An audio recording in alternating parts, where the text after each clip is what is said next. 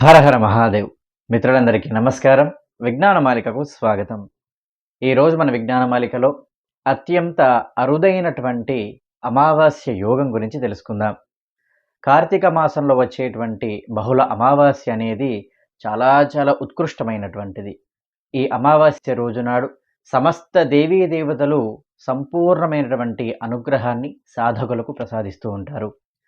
అయితే ఈ అమావాస్య అనేటువంటిది మనకు 30వ తారీఖున అనగా శనివారం రోజునాడు ఉదయం నుండి ప్రారంభమవుతూ ఉన్నది.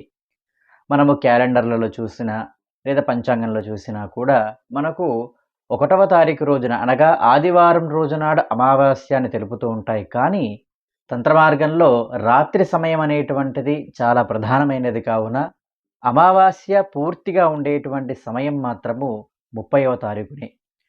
శనివారము 30వ తారీఖున అమావాస్య అవుతున్నది. ఉదయం చతుర్దశి ఉంటున్నది. తర్వాత అమావాస్య వస్తూ ఉన్నది.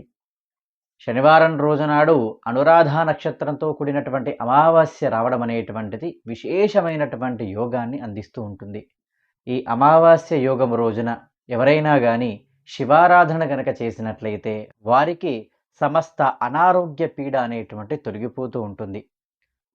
ఈ అమావాస్య రోజునాడు అనారోగ్యాన్ని వదిలిపెట్టి సంపూర్ణ ఆరోగ్యాన్ని ప్రసాదించేటువంటి అద్భుతమైన ఆరోగ్య యోగం వస్తుంది. కావున ఎవరైనా సరే దీర్ఘకాలికముగా అనారోగ్యంతో బాధపడుతున్న వారే కానీ లేదా వారి కుటుంబ సభ్యులే కానీ లేదా ఇతరుల యొక్క ఆరోగ్యం కుదుటపడడానికైనా సరే ఎవరైనా సరే చిన్నలైన పెద్దలైన ఎవరైనా సరే ఈ యోగం రోజున శివారాధనను వీలైనంత శక్తి కొలది మీకు తోచిన విధముగా ఆరాధన చేయండి. తద్వారా ఆ ఫలితం అనేటువంటిది సంపూర్ణ ఆరోగ్యాన్ని అందిస్తూ ఉంటుంది.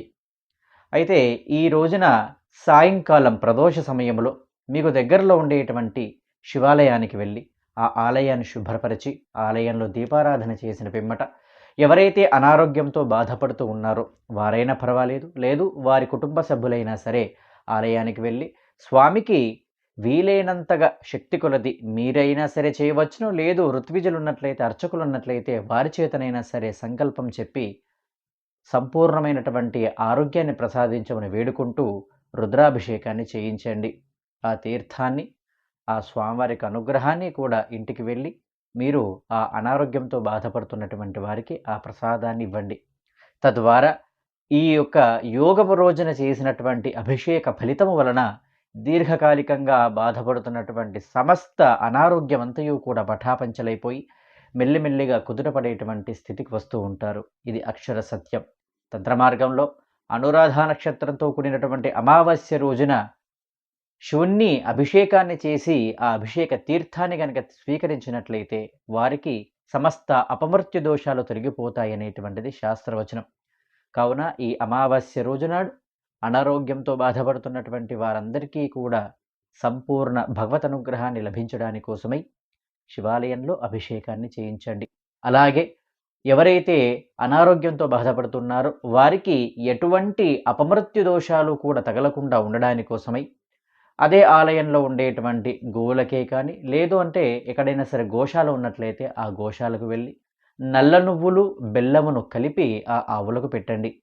అలాగే అవి తినేటువంటి పౌష్టిక ఆహారాన్ని కూడా వారి పేరు మీద అందించే ప్రయత్నాన్ని చేయండి. అలా చేయడం ద్వారా సంపూర్ణ దేవతానుగ్రహం అనేటువంటిది కూడా లభిస్తూ ఉంటుంది. అట్లాగే సాధకులు చేయవలసినటువంటి అతి ముఖ్యమైన పని ఏమిటంటే ఎవరైనా సరే గురువు ద్వారా ఉపదేశం పొందినటువంటి వారు ఈ అమావాస్య రోజున అనగా శనివారం రోజునాడే సాయంకాలం ప్రదోష సమయంలో నుండి ప్రారంభము చేసి అర్ధరాత్రి వరకు కూడా సాధనలో ఉండి ఆ రోజునాడే జపము, పునరుశ్చరణ, తర్పణము, మార్జనము ఇత్యాది క్రతువులన్నింటినీ కూడా ముగించుకొని నదీ స్నానాన్ని ఆచరించి ఆ పరమేశ్వరుని ఆరాధన చేసినట్లయితే తప్పకుండా ఆయా దేవీ దేవతల యొక్క ఫలితం అనేటువంటి లభిస్తూ ఉంటుంది. కేవలం అనారోగ్యానికి సంబంధించింది కాదండి, ఆర్థికపరమైనటువంటి ఇబ్బందులు ఉన్నట్లయితే వాటిని కూడా తొలగించడానికి ఈరోజు చాలా ఉపయోగపడుతూ ఉంటుంది. ఎవరైనా సరే చాలా వరకు అప్పుల్లో కూరుకొని చాలా ఇబ్బందులు పడుతూ ఉంటారు.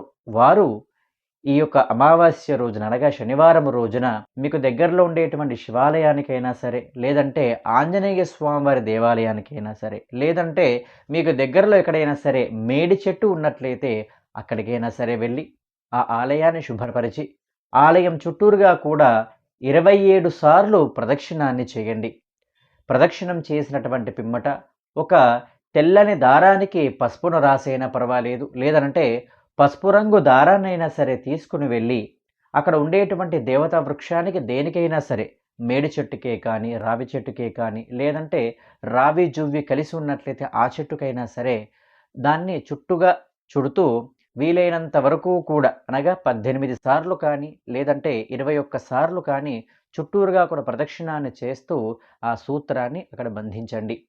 లేదంటే నేను ఇంకా ప్రదక్షిణాన్ని చేస్తాను, నాలో ఓపిక ఉన్నది, నాలో సత్తువ ఉన్నది అనుకున్నట్లయితే ఆ దారం పూర్తయ్యేంత వరకు కూడా ఎన్ని ప్రదక్షిణలు వీలైతే అన్ని ప్రదక్షిణలన్నిటిని కూడా పూర్తి చేసి అక్కడ బంధించి ఆ స్వామికి నమస్కారము చేసుకొని, మీ ఇష్టదైవానికి నమస్కారము చేసుకొని ఆ చెట్టు క్రిందనే మినపపిండితో చేసినటువంటి 8 లేదా 16 దీపాలను ఏదేని వత్తులతో అయినా పర్వాలేదండి. ముఖ్యంగా జిల్లేడు వత్తులైతే ఇంకా శ్రేష్టము. జిల్లేడు వత్తులు లభ్యం కానట్లయితే ఏదైనా సరే వత్తులను వేసి, ఆవు నేతిని వేసి 8 దీపాలైనా సరే, 16 దీపాలైనా సరే వెలిగించి అక్కడే ఉండి రుణ విమోచన గణపతి స్తోత్రమును, అలాగే దత్తాత్రేయ స్తవమును, అలాగే కాలభైరవ అష్టకమును ఈ మూడింటిని కూడా పారాయణము చేసుకొని, వీలైతే దారిద్ర్యదహన శివస్తోత్రాన్ని కూడా పారాయణాన్ని చేసి స్వామికి నమస్కారము చేసుకొని, అక్కడ ఉండేటువంటి జీవరాశులు వేటికైనా సరే ఆవులకే కానీ, శునకాలకే కానీ, వరాహములకే కానీ,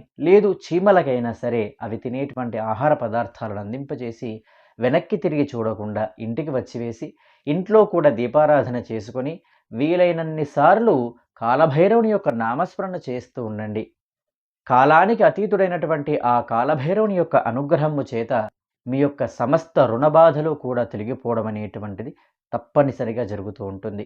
కావున మీరు తెలిసి తెలియక చేసినటువంటి ఏ విధమైనటువంటి తప్పిదాలనైనా సరే క్షమింపచేసి మీ యొక్క కర్మను తొలగింపజేసి మీకు అభ్యున్నతిని అందించేటువంటి విధముగా కాలభైరవుడు మిమ్మల్ని అనుగ్రహిస్తూ ఉంటారు. కావున ఈ యొక్క అమావాస్య రోజు నాడు వీలైనంత వరకు శివారాధనను లేదా కాలభైరవ స్వామివారి యొక్క ఆరాధన చేసినట్లయితే తప్పనిసరిగా ఆయా కోరికలు అనేటువంటి నెరవేరుతూ ఉంటాయి. తద్వారా కర్మ ఫలితం అనేటువంటి తప్పకుండా అనుభవించాలి. కానీ మనం ఈ చేసేటువంటి క్రతువుల ద్వారా అంతగా అనుభవించలేకపోయినా కొద్ది మేరకు అనుభవించేటువంటి పరిస్థితి వస్తూ ఉంటుంది. కావున సహనము చేత స్వామివారి మీద విశ్వాసము చేత మీరు ఆయా పూజాది కైంకర్యాలను చేస్తూ ఉండండి. ఎక్కడా కూడా సహనాన్ని కోల్పోకుండా భగవంతుడి మీద పూర్తి విశ్వాసాన్ని, పూర్తి భారాన్ని కూడా వేసి మీ జీవనాన్ని సాగించండి. తప్పనిసరిగా అతి కొద్ది రోజుల్లోనే మీరు మీ సమస్యల నుండి బయటపడి సంపూర్ణమైనటువంటి సుఖ సంతోషాలతో వర్ధిల్లుతూ ఉంటారు.